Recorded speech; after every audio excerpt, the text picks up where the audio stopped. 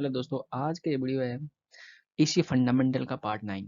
और इसमें हम आज देखेंगे कि एसी सीरीज सर्किट के अंतर्गत RC series circuit. RC series circuit का मतलब यह है कि हम सीरीज में दो लोड जोड़ेंगे। लोड की प्रकृति क्या होगी, एक रेजिस्टिव होगा और एक कैपेसिटिव होगा। इसके पिछले वाले पार्ट 9 में हमने देखा था कि आरएल सीरीज सर्किट था, यानी कि रेजिस्टिव और इंडक्टिव लोड सीरीज में जुड़े थे। लेकिन इसमें हम देखेंगे कैपेसिटिव और रेजिस्टिव लोड जो सीरीज में जुड़े हैं, इसमें क्या क्या बिहेवियर देखने को मिलता है, क्या क्या पावर फैक्टर होगा, क्या क्या इम्पिडेंस क्या होगा, एडमिटेंस क्या होगा, ससेप्टेंस क्या होगा, रिएक्टेंस क्या होगा, ये सब देखेंगे हम। पूरी एक एनालिसिस है, छोटा छोटा पार्ट्स में शॉर्ट फॉर्म में मैंने बना दिया है, इसको आप देख सकते हैं। तो चलिए शुरू करते हैं। देखिए यहाँ पे मैंने एक डायग्राम बनाया है जिसमें आप देख सकते हैं कि आर और सी मतलब रेजिस्टिव और कैपेसिटिव लोड जुड़ा हुआ है सीरीज में। और प्रत्येक लोड के क्रॉस वोल्टेज अलग अलग होगा सीरीज में जोड़ने के कारण, लेकिन करंट समान होगा। यानी कि आई करंट ही दोनों लोड में फ्लो करेगी, लेकिन वोल्टेज क्या होगा, वोल्टेज अलग अलग होगा। रेजिस्टिव वोल्टेज के क्रॉस वोल्टेज वी आर होगा, जबकि कैपेसिटिव लोड के क्रॉस वोल्टेज वी सी होगा। यानी कि अगर हम ओम के नियम अनुसार बात करें तो वी आर बराबर होगा आई आर और वी सी बराबर होगा आई एक्स सी। एक्स सी क्या है, तो कैपेसिटिव रिएक्टेंस है, और आर क्या है, रेजिस्टेंस है। और अगर केवीएल के अनुसार देखा जाए तो टोटल वोल्टेज होगा वी आर प्लस वी सी। और फेजर डायग्राम अगर देखा जाए तो आपने देखा था शुद्ध कैपेसिटिव लोड के समय में हमने देखा था कि कैपेसिटिव लोड में करंट 90 डिग्री लीड करता है। तो यहाँ पे देखिए VC से, यानी कि VC से आई जो होता है करंट वो लीड करता है। तो यहाँ पे 90 डिग्री हम इसको लीड कराए हैं, जबकि रेजिस्टिव उसी के फेज में होता है, यानी कि VR करंट के फेज में है यहाँ पे। अब जैसे हम लोगों ने RL में निकाला था वैसे भी यहाँ पे निकलेगा, लेकिन यहाँ पे उल्टा बनेगा। यहाँ पे देख लीजिए, उधर RL में ऊपर बना था, यहाँ पे उल्टा नीचे बनेगा। यहाँ पे बनेगा और इन दोनों पॉइंट को मिलाएंगे तो इसका हमें परिणामी मिलेगा। परिणामी भी मिलेगा। अभी का मान होगा आई जेड, जो कि मैंने RL सर्किट में भी बताया था। सिंपल सी बात है, यहाँ पर आगे हम और समझ लेंगे। अब उस पूरे परिणामी ट्राइंगल से हम देखेंगे कि उसमें एक हमें एक समकोण मिलेगा, समकोण त्रिभुज मिलेगा। उस पूरे जो फेजर डायग्राम है उसमें हमें एक समकोण मिलता है। इस समकोण का मान होता है आई जेड, जो भी बराबर आई जेड था तो उसमें हम जेड लिए हैं। इसमें जो ये आधार का भाग था वो उससे हम आर लिए हैं, क्योंकि ये करंट के फेज में था तो इससे हम आर ले लिए हैं। फिर ये वाला लंब वाला था, तो लंब वाला हमारा कैपेसिटिव था, कैपेसिटिव रिएक्टेंस था, तो इसमें एक्स लिए हैं। और माइनस में इसलिए रखे हैं क्योंकि अब अगर आप एक्स एक्सिस खींचेंगे, जो कि मैंने RL में बताया था, अगर एक्स वाई एक्सिस खींचेंगे तो ये एक्स वाई एक्सिस में नीचे की तरफ है, और नीचे की तरफ एक्स वाई एक्सिस में हमारा नेगेटिव सेक्शन होता है, तो इसलिए यहाँ पे माइनस एक्स लिया गया है। अब इसीलिए यहाँ पे देखिए, यहाँ पे लिखा हूँ कि capacitive reactance taken as negative. Capacitive reactance negative ले जाता है क्योंकि एक्स वाई एक्सिस में ये जो ट्राइंगल है नीचे की तरफ है, और नीचे की तरफ एक्स वाई एक्सिस में नेगेटिव होता है। तो यहाँ पे हमारा जेड बराबर होगा, जैसे RL में था वैसे ही सिंपल होगा, R under root R square plus X square. ठीक है। तो अब इससे हम देखेंगे कि पावर फैक्टर क्या होता है। तो पावर फैक्टर सिंपल सी बात है, इसमें भी पावर फैक्टर आराम से निकल जाएगा हमारा। cos फाई बराबर होता है आर अपन जेड। क्यों होगा, क्योंकि आर आधार बटा करंट होता है, तो आधार में आर है और करंट में जेड है, तो हमारा cos फाई निकल जाएगा आर अपन जेड। यानी कि अगर इस वैल्यू में अगर हमें आर पता है और इम्पिडेंस पता है, जेड पता है, तो हम आसानी से अपना cos फाई निकाल लेंगे। अब देखते हैं कि जेड बराबर आर प्लस एक्स, उसी को हम चेंज कर दिए यहाँ पे, वही सिंपल सी बात है। और कैपेसिटिव रिएक्टेंस यहाँ पे लिखा हूँ नेगेटिव होता है, यहाँ पर भी मैं लिखा हूँ कि टेकन एज नेगेटिव। नेगेटिव क्यों होता है यहाँ पे मैंने बता दिया है। अब हम देखते हैं कि अगर ये तो पहले से ही नेगेटिव है, लेकिन अब हम इसे अब फिर से मिरर में इमेज बनाया तो क्या होगा। तो देखिए यहाँ पे मैंने रखा है, अब इसका एक मिरर यहाँ पे रख दिया है। इमेजिनरी मिरर है, ऐसा कोई रियल में आप इमेजिन कर सकते हैं कि यहाँ पे इमेजिनरी मिरर लगा है। फिर इसका जब मिरर बनेगा तो मिरर बनेगा तो उल्टा बनेगा, मतलब ये ऐसा लगेगा पॉजिटिव हो गया है, ऊपर की तरफ बन रहा है। ये देखिए, जब इसमें एक्स वाई एक्सिस लगाएंगे, इसमें जब एक्स वाई एक्सिस लगाएंगे ऐसे, एक मिनट पेन ऑन करता हूँ। ऐसे आप लगाएंगे तो आप देखेंगे ये पॉजिटिव की तरफ है, जबकि इसमें आप लगाएंगे, इसमें आप अगर लगाते हैं तो यहाँ पे नेगेटिव की तरफ बनता है। तो इस हिसाब से आप समझ सकते हैं कि ये पॉजिटिव हो गया है। तो इसीलिए यहाँ पे मैंने क्या लिखा है कि यहाँ पे रुकिए एक मिनट, इसको मिटा देते हैं। फिर अब आते हैं यहाँ पे, हाईलाइटर ऑन करते हैं। फिर यहाँ पे देखिए, यहाँ पे मैंने लिखा है कि capacitive susceptance taken as positive. यहाँ पे 1 माइनस 1/x ही होगा, तो यहाँ पे j/x ही होगा, तो फिर यहाँ पे माइनस, यहाँ पे प्लस रहेगा, सॉरी यहाँ पे प्लस रहेगा, तो यहाँ पे jbc हो जाएगा, यानी कि capacitive susceptance taken as positive. ठीक है, तो फिर इसका उल्टा सब हो जाएगा, 1/r होगा तो y हो जाएगा, नहीं 1/r होगा तो 1g हो जाएगा, 1/z होगा तो यहाँ पे y हो जाएगा।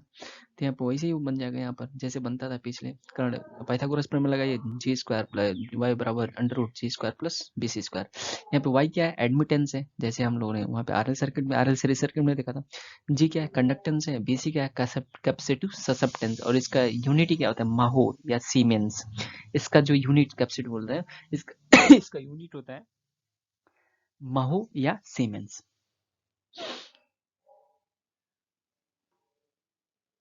और इसको हम क्या बोलते हैं, इसको, इस वाले पार्ट को हम बोलते हैं एडमिटेंस ट्रायंगल, और इसको हम क्या बोलते हैं, इम्पीडेंस ट्रायंगल। यहाँ पे जेड है, तो यहाँ पे इसी से हम लोग डिसाइड करते हैं कौन सा ट्रायंगल है। तो यानी कि इम्पीडेंस ट्रायंगल है, यहाँ पे वाई बन गया, तो ये एडमिटेंस ट्रायंगल है। ये ध्यान देना है कि कौन कौन सा ट्रायंगल है, ये बहुत ही इंपॉर्टेंट है, ध्यान देना कि कब क्या आ रहा है, तो कौन सा ट्रायंगल, कर्ण वाले भाग से ही हम डिसाइड करते हैं कि कौन सा ट्रायंगल है। तो यहाँ पे जेड है, इम्पीडेंस है तो इम्पीडेंस ट्रायंगल, यहाँ पे वाई है, एडमिटेंस है तो यानी कि एडमिटेंस ट्रायंगल है। अब हम देख लेते हैं कि power factor in admittance triangle. Admittance triangle अगर आपको, आपके पास है और इसमें आपको पावर फैक्टर निकालना है, तो आपको पता है आधार बट्टे करंट होता है। तो एडमिटेंस ट्रायंगल में आधार की जगह पे हमें जी मिलेगा और करंट की जगह पे हमें वाई मिलेगा। तो यदि आपके पास कंडक्टेंस का मान है और वाई का मतलब क्या है, एडमिटेंस का मान है, तो आप आसानी से पावर फैक्टर निकाल सकते हैं। अब हम देख लेते हैं कि एक पावर पावर एंगल कैसे बनाते हैं। तो चूंकि इसमें करंट लीड कर रहा है, ठीक है, तो पावर फैक्टर हमारा लीड करेगा, क्योंकि हमारा पावर फैक्टर करंट की लीडिंग लैगिंग पर ही डिपेंड करता है।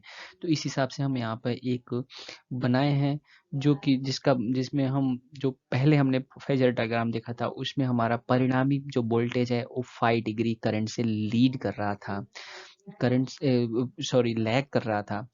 यहाँ पे देखिए, यहाँ पे मैंने वोल्टेज को 5 डिग्री लैग कराया और करंट को 5 डिग्री लीड कराया है।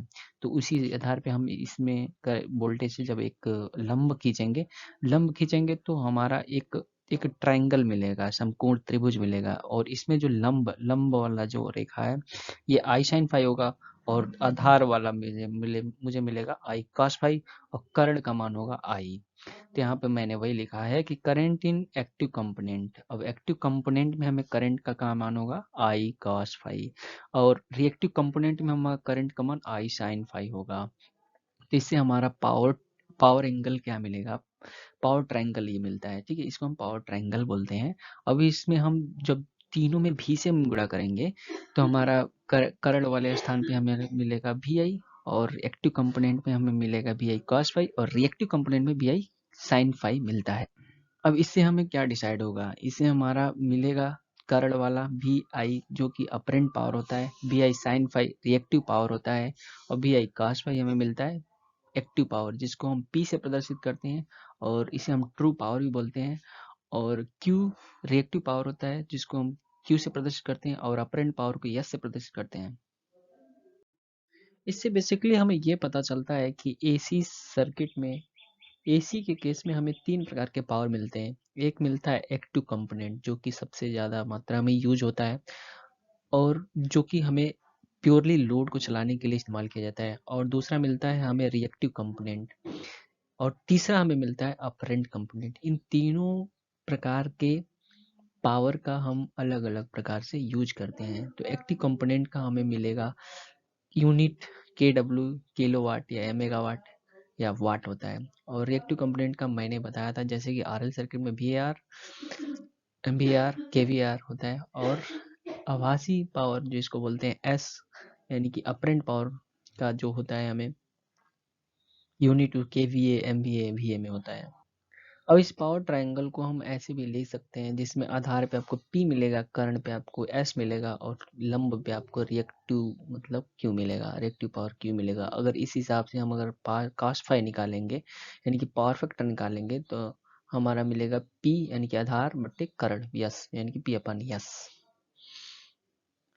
अब हम इसमें देख लेते हैं 2 पॉइंट जो कि बहुत ही इंपॉर्टेंट है। ये बहुत सारे जेईई एग्जाम में भी पूछा जा सकता है, पूछा भी गया है। लिखा है कि in case of capacitance it will produce the reactive power और लीडिंग रिएक्टिव पावर।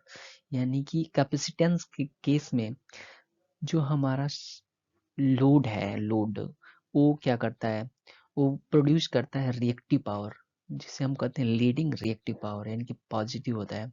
और it will absorb minus J Q, यानी कि नेगेटिव रिएक्टिव पावर, यानी कि it will absorb negative reactive power, यानी कि ये जो नेगेटिव रिएक्टिव पावर को है इसको एब्जॉर्ब करता है और पॉजिटिव रिएक्टिव पावर को प्रोड्यूस करता है। ये ध्यान देने बात है। जबकि अगर हम इंडक्टिव सर्किट की बात करें तो इंडक्टिव लोड क्या करता था, सप्लाई से हमारा रिएक्टिव पावर लेता था, जिससे हमारा पावर फैक्टर का मान घटता था और हमें हानि पड़ती थी। तो अब इस आरसी सर्किट में हम देख लेते हैं पावर की पोजीशन क्या है। तो इसमें हम देखते हैं कि दो प्रकार के पावर होते हैं, इंस्टेंटेनियस पावर और एक्टिव पावर। तो इंस्टेंटेनियस पावर पहले निकालते हैं, जैसे कि हम आरएल सर्किट में निकाले थे। तो इसमें आपको पता है भी का मान भी हम साइन ओमेगा टी होता है, आई का मान होता है I M sine omega T plus phi. यहाँ पे प्लस है यानी कि लीड कर रहा है, और आपको अगर वही इंडक्टिव लोड में आपने देखा था माइनस फाई था, यानी कि लैग कर रहा था। यहाँ पे जब वही मान रखेंगे तो हमारा पूरा कैलकुलेशन करने के बाद वो साइन ओमेगा टी ये सब फार्मूला वगैरह लगाने के बाद यहाँ पे आपको मिलेगा V R M S I R M S cos phi, जो कि कांस्टेंट वैल्यू मिलेगा, प्लस अब in bracket minus V R M S I R M S into cos two omega T plus five. यहाँ पे to omega T से ही decide होता है कि हमारा इंस्टेंटेनियस पावर की फ्रीक्वेंसी दोगुनी होती है और सब इनपुट सप्लाई फ्रीक्वेंसी के। यानी कि देखिए यहाँ पे ओमेगा टी है लेकिन यहाँ पे आपको टू ओमेगा टी मिलेगा, यानी कि यहाँ पे फ्रीक्वेंसी दोगुनी होती है इंस्टेंटेनियस पावर की। तो ये जो यहाँ पे आपको क्या मिला, इंस्टेंटेनियस पावर में आपको एक कांस्टेंट वैल्यू मिला और एक मिला है सिमेट्रिकल या पीरियाडिक वैल्यू मिला। तो जब इन दोनों को हम मिला के एक फंक्शन बनाएंगे तो ये पूरा फंक्शन हमारा होगा असिमेट्रिकल एंड पीरियाडिक, यानी कि असिमेट्रिकल होगा और पीरियाडिक होगा। तो यहाँ पे लिखा है कि इंस्टेंटेनियस पावर असिमेट्रिकल है लेकिन पीरियाडिक होगा। ठीक है, इससे हमें क्या डिसाइड होता है कि अगर एक सिमेट्रिकल वैल्यू है तो वो पीरियाडिक, सिमेट्रिकल वैल्यू भी पीरियाडिक हो सकता है और एक असिमेट्रिकल वैल्यू भी पीरियाडिक हो सकता है। ठीक है, लेकिन एक एक पीरियाडिक वैल्यू सिमेट्रिकल नहीं हो सकता है, क्योंकि सिमेट्रिकल पीरियाडिक वैल्यू में आपको सिमेट्रिकल भी मिलेगा और सिमेट्रिकल भी मिलेगा। यानी कि अगर एक पीरियाडिक वैल्यू है तो यह डिसाइड नहीं किया जा सकता कि वो असिमेट्रिकल है या सिमेट्रिकल है। अब वही हमने यहाँ पर भी लिखा है कि here in the case of also the frequency of instantaneous power is 2 times of input supply frequency, मतलब इन इंस्टेंटेनियस पावर की फ्रीक्वेंसी इनपुट सप्लाई फ्रीक्वेंसी से दोगुनी होती है। अब इंस्टेंटेनियस पावर के आधार पे हम अगर एवरेज पावर निकालें तो हमारा average power P A V बराबर होगा V R M S cos V R M S I R M S cos phi. ये क्या है, ये कंस्टेंट वैल्यू जो हमें इंस्टेंटेनियस पावर में जो कंस्टेंट वैल्यू मिला था उसी वो कंस्टेंट वैल्यू ही हमारा एवरेज वैल्यू होगा, क्योंकि ये जो हमारा एवरेज पावर है वो अल्टरनेटिंग करंट के इनपुट फ्रीक्वेंसी पर डिपेंड नहीं करता है। ठीक है, तो विच फ्रीक्वेंसी इंडिपेंडेंट, अर्थात पावर्स फ्रीक्वेंसी पर निर्भर नहीं करता। यहाँ पे मैंने वही लिखा है।